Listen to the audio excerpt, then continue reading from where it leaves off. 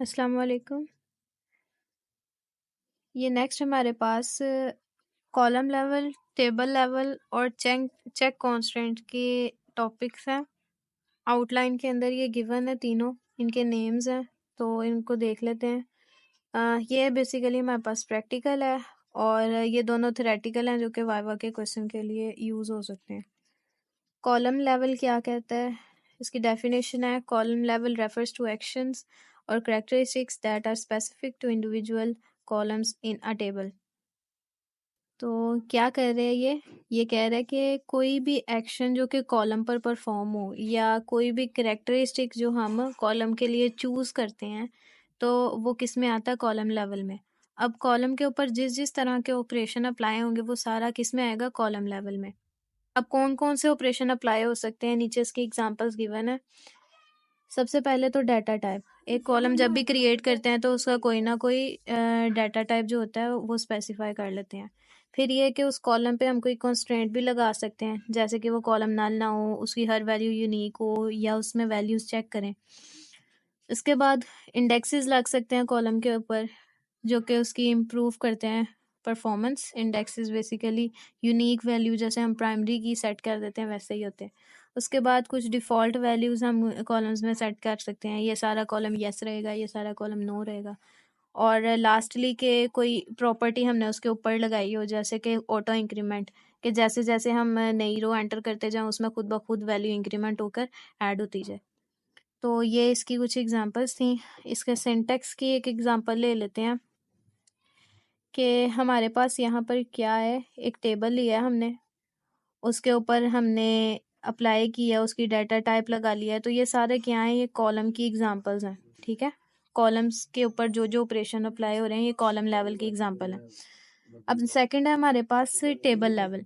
Column level में था कि जो ऑपरेशन कॉलम्स पे अप्लाई हो, और टेबल लेवल में है कि जो ऑपरेशंस पूरे के पूरे टेबल पे अप्लाई हो रहे हो। ठीक है, table level refers to actions और characteristics that apply to entire table, यानी पूरे टेबल पर अप्लाई होने वाले जितने भी एक्शंस होंगे वो टेबल लेवल में कंसीडर किए जाएंगे।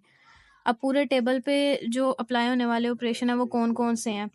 टेबल कांस्टेंट, यानी कि प्राइमरी की और फॉरेन की। अब प्राइमरी की फॉरेन की का रिलेशन अगर किसी टेबल पे लगा हो तो हमें पता है एक टेबल में चेंज दूसरे टेबल में भी क्या करता है? चेंज करता है।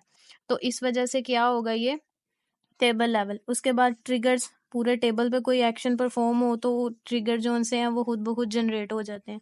फिर टेबल ऑप्शंस और टेबल लेवल इंडेक्सेस, यानी कि हमने कोई पार्टीशन की या किसी टेबल की तो वो पूरे के पूरे टेबल पे अप्लाई होगी। अगर कोई इंडेक्स हमने बनाया नया तो पूरे के पूरे टेबल पे वो इंडेक्स लगेगा। तो ये सारा कुछ क्या है? टेबल लेवल में। इसकी एग्जांपल हम प्राइमरी की और फॉरेन की से इजीली ले सकते हैं, जो हमने भी पिछली वीडियोस में भी देखी थी। नेक्स्ट हमारे पास आ रही है check constant.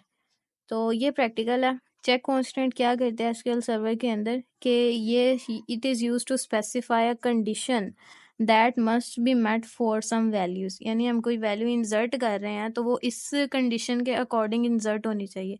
It ensures that data being entered into the column satisfies the column condition, यानी कि कॉलम के ऊपर जो कंडीशन लगी है उसके अकॉर्डिंग ही हम डाटा इंसर्ट कर रहे हैं, ये उसको चेक करेगा। तो check constant is defined at the column level and is used to enforce domain integrity.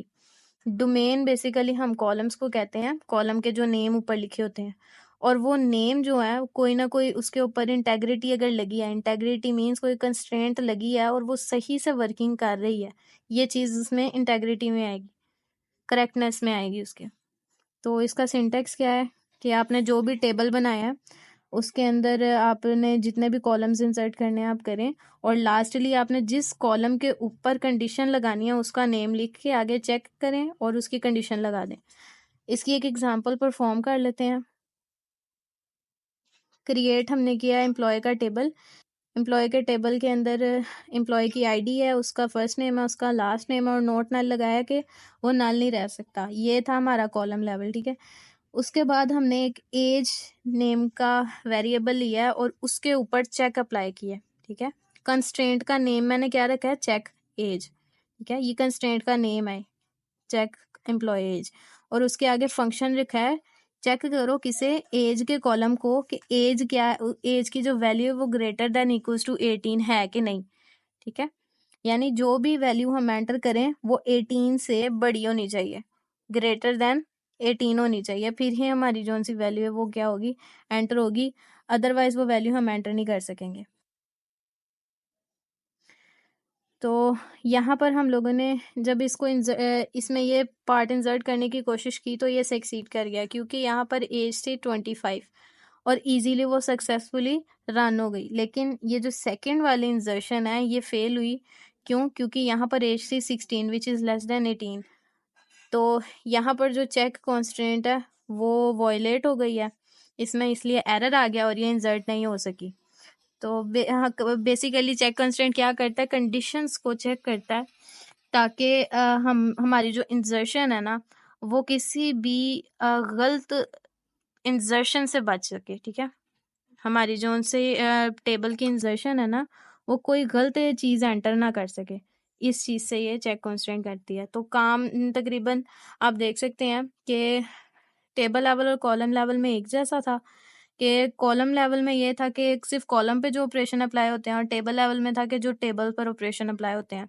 और चेक कांस्टेंट में ये था कि वो कॉलम पे कोई कंडीशन हम लगा देते हैं जिसे वो चेक करता है और फिर कोई ना कोई वैल्यू इंसर्ट करता है।